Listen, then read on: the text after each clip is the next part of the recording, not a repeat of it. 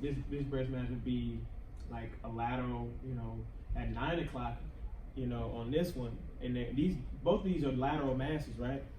But you would describe this one as a right breast mass at 9 o'clock, lateral. Okay, you always want to put a position as well. But this left breast mass it's still lateral, but it would be at 3 o'clock. Okay, good thing. Okay. And you want to be as specific as possible when you're annotating, your breast lesions or whatever you're doing, like, because when breast technologists, they literally work directly with the radiologist. A lot of times the radiologist comes in there and scans while they're in there, or they'll be in there telling you what to do when you're scanning.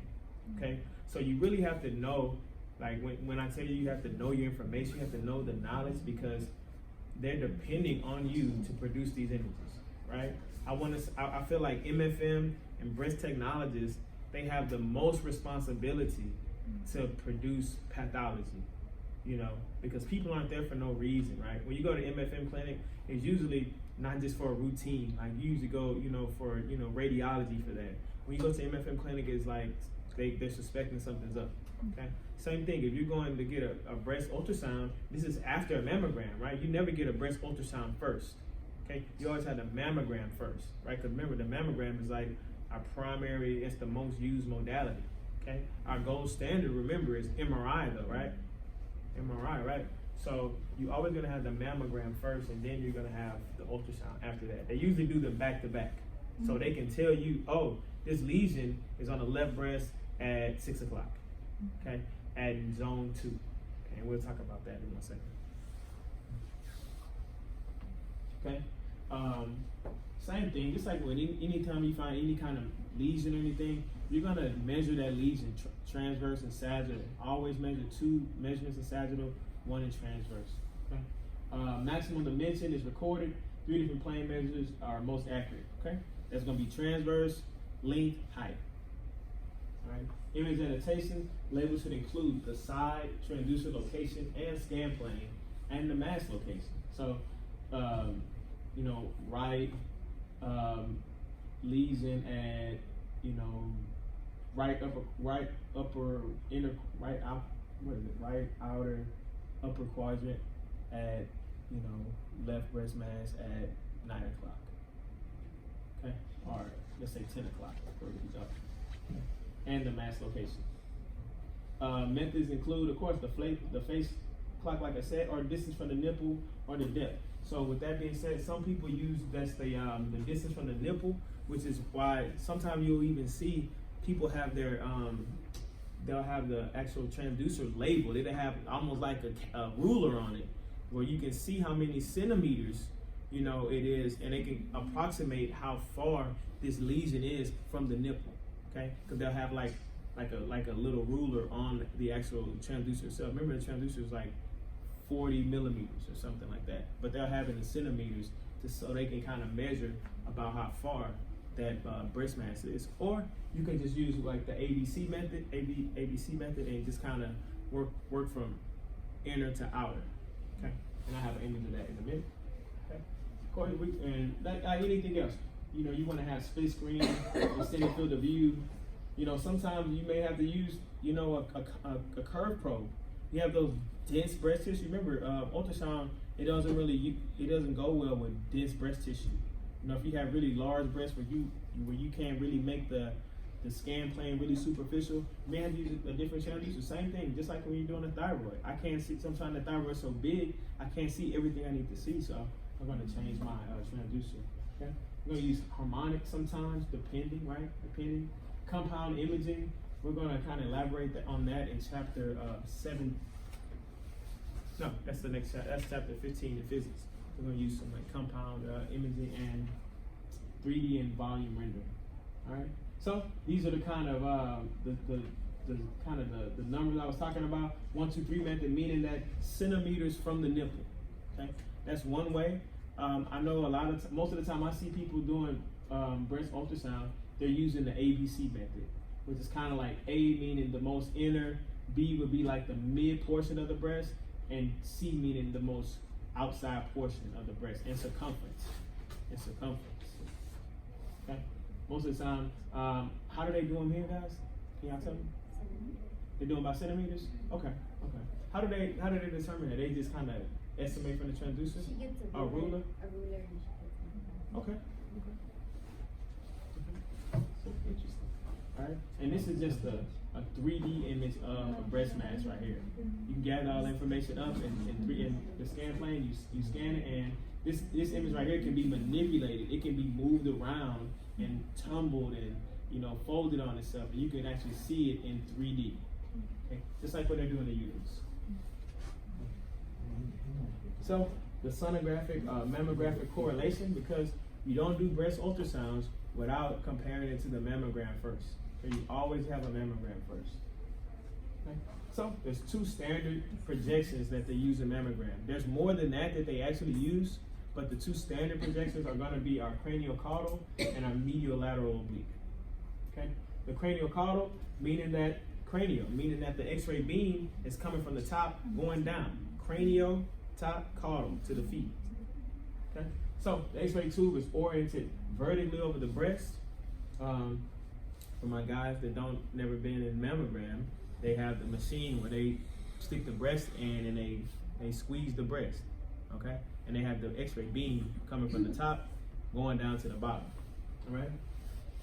The breasts are positioned so the X-ray beam enters the superior and exits the inferior with the nipple center. Okay.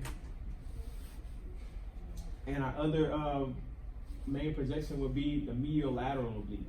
The breasts are going to be in profile from the axilla to the inframammary fold, and that includes the pectoralis muscle. Okay.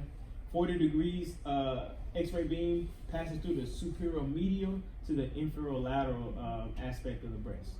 Okay.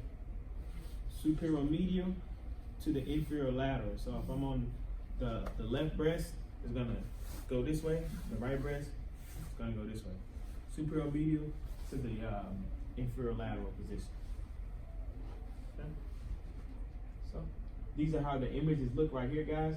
It's a right craniocaudal. It's a left craniocaudal right here. Okay. And this is a right mediolateral oblique and a left mediolateral oblique position. Okay. Kind of like in profile. If I was standing to the left, right, that's how a breast would be shaped, right? If I'm standing this way, this is my right side. Okay. So it's kind of just like how you would think of somebody standing in front of you. Okay. And these are just some images of craniocaudal right there. Craniocaudal right there. How they position the breast. And we also have the lateral medial oblique position right here. Okay. And these are just some views I want to share with you guys of how they. Do y'all use all of these views? If the patient cannot, the lateral medial, usually for needle lobes, they'll use it. Depends on what the mass is you want to do a needle lobe on, or if the patient can't, oblique. Can all patients handle that pressure? Yeah, it just depends on you as a technician to apply the pressure. Okay. And it depends also on the breast tissue. How important is that pressure? Very important. Very You definitely want to bring the tissue up. Okay. This is X-ray or mammogram? X-ray is mammogram. I'm sorry, mammogram is X-ray. Oh. Mammogram is X-ray. But like I said, you have to correlate the 2 studies because you're using the mammographic information in order to produce your ultrasound information. You need the mammograms. Like, unless you're just gonna do just a full breast, you're never just gonna go in there and just blindly go looking for masses most of the time. You're gonna have an idea of where the radiologist wants you to look. Like, you talking about pressure, like a patient with dense breast, strong breast, you may get like maybe 20 pounds. A person with like thin, fatty breasts, you can get like about 50 pounds. It tells you the pounds of pressure? Yeah, on the hologics. Like a PSI? Okay. See? You're getting educated. Can someone skip the X-ray and do an MRI? I'm sure you can, but most of the time, mammogram, even with MRIs, with MRI, you're gonna get the full breast regardless, but it's just expensive. I think it's more of an expense thing than anything. A lot of times with MRIs, you have to get approved Yeah. through insurance. They won't like- let you skip that and go straight to that. They have Okay. to have reasons why. Okay. Because even like, you know, I tore a ligament in my ankle before, and I couldn't just get an MRI. It's not like athletes. I can just I'm going to get an MRI in the morning. I had to wait like 3 weeks to get approval through the insurance. So, you know, definitely it's a money deal. It's a money deal. Okay. So you definitely want to compare, you know, from the mammogram to the ultrasound. Okay. The density and mass characteristics are going to be mammo. Important, guys. Important. Masses pull away from the chest wall in mammogram. Okay. Masses pull away from the chest wall. In sonography, masses push toward the chest wall, compresses changes, and the mass shape. Okay. When we're talking about the mass location in the craniocaudal, you're going to describe them as lateral, central, and medial location. The MLO, a medial mass is going to lie higher than a lateral mass because of the beam projection. Okay, the way the X-ray beam is formed, it's all about where the beam is coming from to where it is on the image receptor. Because you know, remember, ultrasound is different than mammogram in the aspect that X-ray mammograms are a superimposed image. You're getting a whole breast tissue in one image, right? When we talk about ultrasound, we have the ability to move around, and we're not getting everything superimposed like you would be on an X-ray. Okay, you won't see that separation of the depth, right? That's why they take those two positions so they can see where it is in the breast as far as position. Is it lateral, central, or medial location? But also they want to see, you know, what is the depth aspect of that mass in the MLO position. Okay. I have a question. Yes, ma'am. So if a male, their breast had like a mass, do they get a mammogram? Or Yes. They do? I've especially like people that have gynecomastia, they have gotten breast mammograms. Sometimes they don't go any further than that, though. You know, sometimes they won't get an ultrasound. But Pat, you done that before? So, and, you know, I'm sure they're tough to do, right?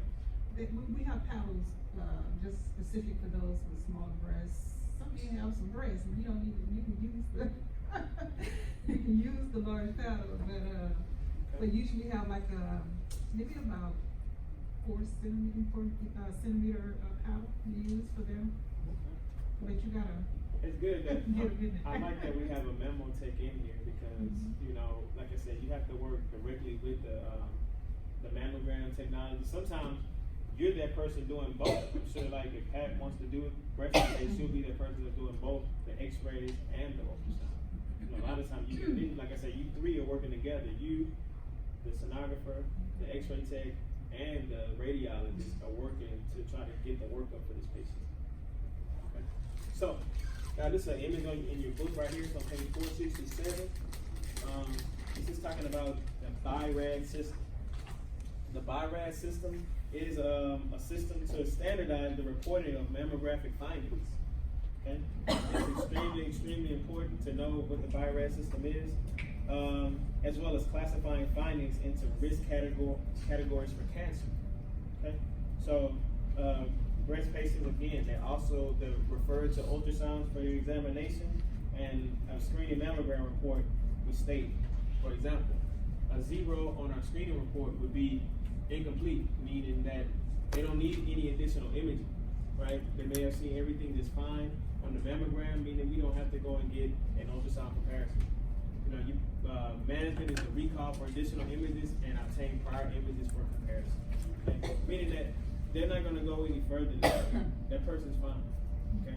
They didn't find any masses, anything, you know, even relevant to have an ultrasound technology used for. A category 1, that would be meaning that it's a negative exam. You know, they're gonna say, oh, that's harmless. You know, and they have all different kind of screening and kind of criteria for determining the BI-RAD numbers. Okay, Number 2 would be benign. Likelihood of cancer for the two are essentially 0%. Okay? And then number 3 is probably benign, but you know it may arise some questions like, I need to maybe need to get some images on that. Short interval for 6 months follow up. You know, continued periodic surveillance, meaning that the woman should be doing her self-breast examination pretty often. Okay. Number 4 is being that this mass is suspicious. It's less than 2% to greater than 95% chance of malignancy. That's a great range of numbers, right? That's unbelievable. Okay? And a lot of times that's 4A, and that's broken down into subcategories. 4A meaning low suspicion, 4B intermediate suspicion, and 4C moderate suspicion. Okay? Tissue diagnosis, probably going to get a breast biopsy of some sort. Probably from 4 to 6. Okay, and number 5, highly suggestive of a malignancy. A lot of times, man, these doctors are so good, they can just eyeball and oh, that's cancer. You know what I mean? I've seen them do that. So, but of course, breast biopsy is the only way to determine that 100%.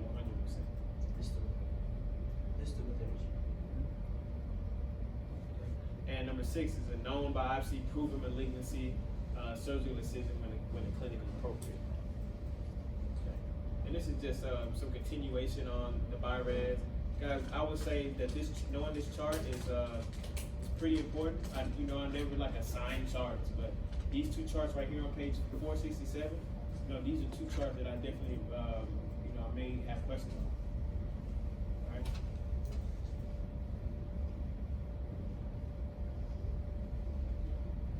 So, this is our little, I try to put questions in the middle. Where will a mass be visualized in the medial breast on an MLO mammographic view be demonstrated on the sonogram? A, lateral. B, superior.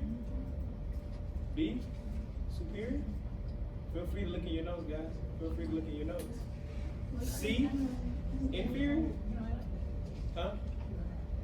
Y'all don't have it? No, we don't. What do you mean? You didn't think it was limited, remember? And it's called the carpet that is in the tops. No, y'all don't have this. I'm just talking about for the notes we took today. No, you're right. It is limited. I told you I'm going to be updating you as I go. It is limited. And D, midline. We'll give you guys, where my books at, guys? Where your books at? Where your books at? I'm going to give you guys a chance to look it up. If you don't have your book, look on with somebody else. Look on with somebody else. Huh?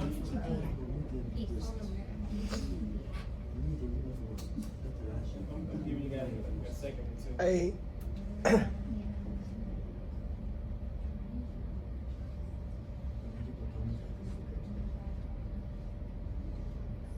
Lateral.